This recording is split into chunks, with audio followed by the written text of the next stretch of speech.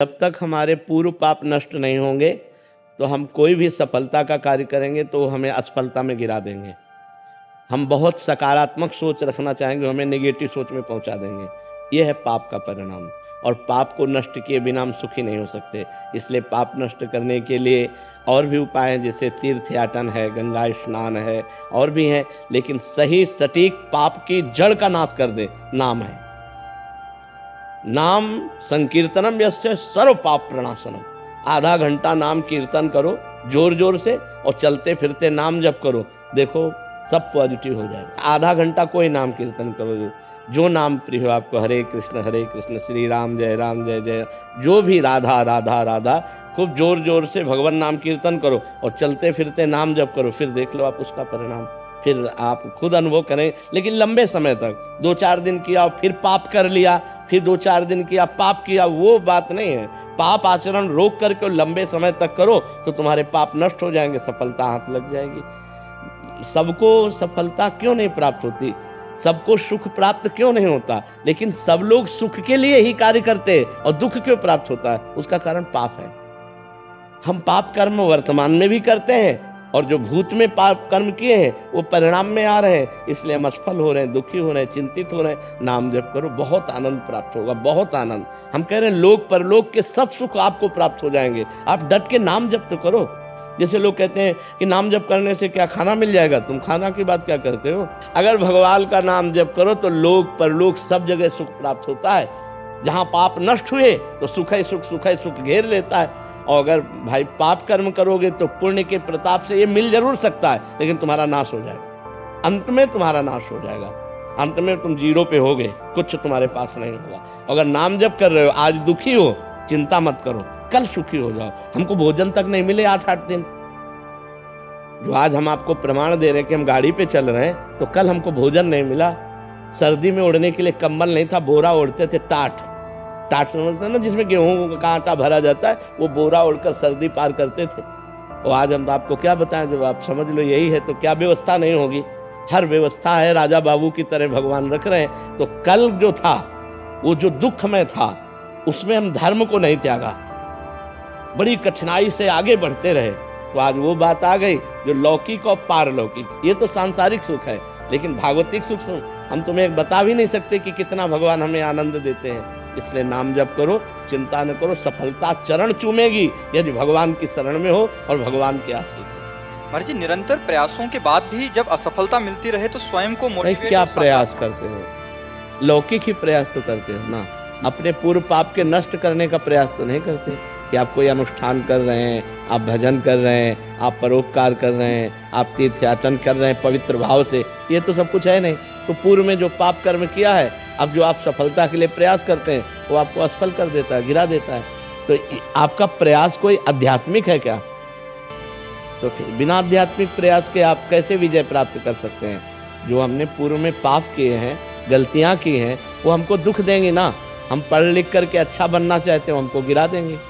हमारे पास सर्टिफिकेट लेकिन नौकरी नहीं मिलेगी, व्यापार में पैसा लगाते हैं लेकिन सफलता नहीं मिलती, तो वो हमको दुख देगा ना पाप कर्म। तो उस पाप कर्म को नष्ट करने के लिए हम क्या प्रयास करते हैं, विचार कीजिए।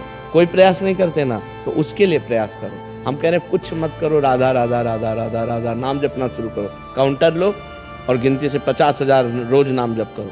फिर हमें बताओ लंबे समय तक, ये नहीं कि अब 4 दिन बाद हमसे प्रश्न करो कि 50,000 नाम जप किया, हमारी नौकरी नहीं लग गई, हमारा काम नहीं बना। लंबे समय तक जप कीजिए, फिर देखिए सफलता मिलती है कि नहीं।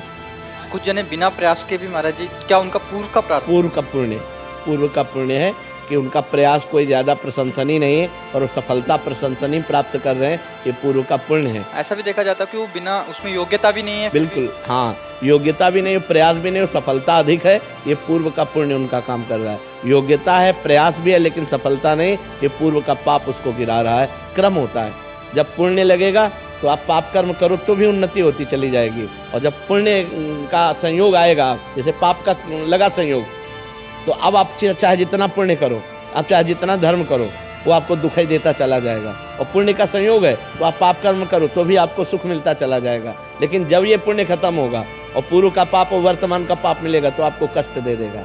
और जब उनका पाप नष्ट हो जाएगा तो ये पुण्य और वो पुण्य पीछे का जब मिलेगा तो उनकी उन्नति हो जाएगी। ये एक क्रम है ईश्वरीय, जो ईश्वरी भागवती है जो क्रम है वो ये है।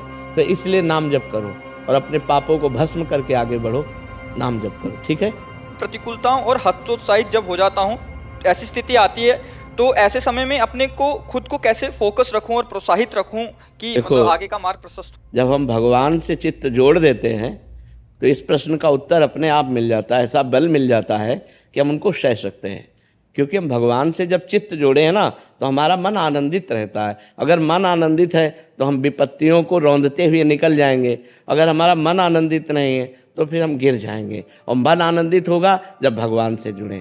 तो हम वही बात आपको सिखाना चाहते हैं कि भगवान से जुड़ो, गंदा आचरण मत करो, पाप मत करो, मांस मदिरा का सेवन मत करो, फिर देखो तुम्हारा चित्त कितना आनंदित रहता है। कोई व्यसन ना हो और कोई पाप ना हो और थोड़ा भी भजन होगा तो आपका हृदय आनंदित रहेगा। आप पक्का समझो, भगवदा आनंद से ही हम इन विपत्तियों से लड़ सकते हैं, नहीं तो ऐसे ऐसी विपत्तियां पूछो मत। ये माया इतनी विचित्र है, पूछो मत। भोजन की थाली सामने आई और ढनक गए, कवल नहीं खा पाए, आराम से टहलते जा रहे, पीछे से टक्कर लगा, मर गए। हमारा कब शरीर छूट जाए, हमारा कब क्या घटना हो जाए, इस संसार में कहा नहीं जा सकता। इसलिए मालिक से जुड़े रहो। तो हम विपत्तियों पर तभी हावी हो सकते हैं, भारी पड़ सकते हैं, जब भगवान से जुड़े। नहीं, विपत्तियां हम पर भारी पड़ जाएंगी और हमको गिरा देंगी। आदमी जब निर्णय नहीं कर पाता ना विपत्तियों में, तो सुसाइड जो कर लेते हैं ना, वो यही, वो विपत्तियों से निकलने का रास्ता सुसाइड सोच लेते हैं, जबकि भारी विपत्ति में फंसा देने वाला है। प्रेतियों ने मिलती करने वाले को। तो हमारे ऊपर विपत्तियां भारी ना पड़े, इसलिए भगवान का नाम जप करें, भगवान से चित्त जोड़ें और ये विश्वास करें कि आज दुख आया है तो हट जाएगा, कल हमारे सामने सुख भी आएगा। ऐसा नहीं है जैसे दिन आया है तो रात आएगी, हम तैयारी रखें। अगर रात आ गई है तो परेशान ना हो, दिन आने वाला है।